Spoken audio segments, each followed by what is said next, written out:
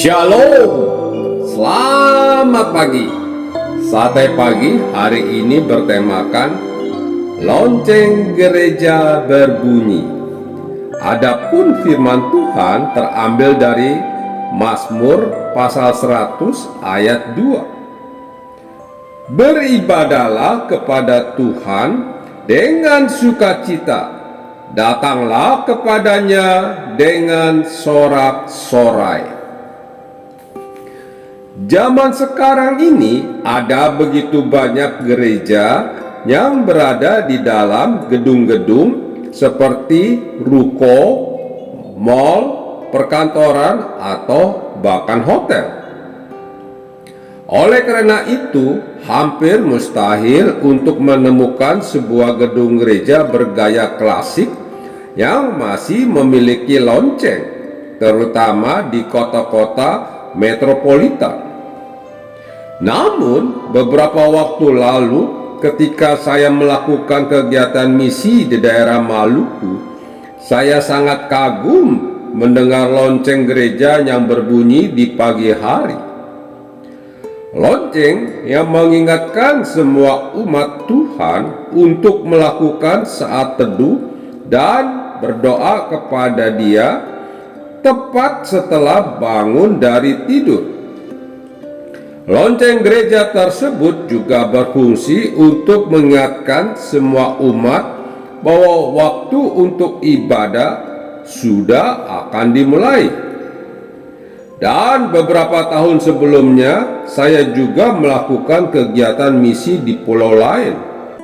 Gereja yang di tempat itu tidak membunyikan lonceng, melainkan memainkan lagu-lagu rohani menggunakan speaker yang menggema di seluruh daerah perbukitan tempat di mana saya melayani.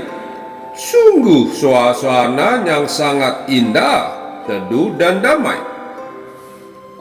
Ada sebuah pertanyaan yang mungkin dapat menjadi bahan renungan untuk kita semua. Apakah kita masih perlu diingatkan untuk beribadah kepada Tuhan?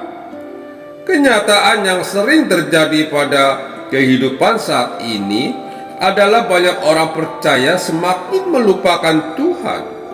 Mungkin saja lonceng gereja, lagu rohani, atau apapun bisa mengingatkan kita untuk datang ke gereja. Tetapi bagaimana dengan kehidupan kita sehari-hari? Apa yang harus mengingatkan kita supaya kita datang ke hadirat Tuhan dalam sebuah persekutuan pribadi? Sebenarnya ada hal-hal yang bisa kita jadikan lonceng gereja untuk mengingatkan kita pada persekutuan dengan Tuhan. Pertama, keadaan kita sendiri ketika pikiran kita galau karena banyaknya masalah yang kita alami. Itulah pertanda bahwa kita harus datang ke hadirat Tuhan. Bukankah Tuhan Yesus berkata, "Marilah kepadaku semua yang letih lesu dan berbeban berat, aku akan memberi kelegaan kepadamu." Kedua, keadaan orang lain. Keadaan orang lain yang positif yaitu ketika mereka berbondong-bondong menuju rumah ibadah mereka. Bukankah seharusnya kita lebih bersemangat lagi datang ke hadirat Tuhan? Sebab kita adalah orang-orang yang sudah diselamatkan, bukan sedang mencari keselamatan. Keadaan orang lain yang negatif yaitu ketika orang lain mengalami masalah atau kecelakaan. Bukankah hal itu seharusnya mengingatkan kita untuk lebih dekat kepada Tuhan? Ketiga, keadaan lingkungan. Adanya bencana alam, entah itu banjir, gunung meletus, kebakaran atau asap, atau kekeringan, seharusnya membuat kita semakin menjalin hubungan yang akrab dengan Tuhan.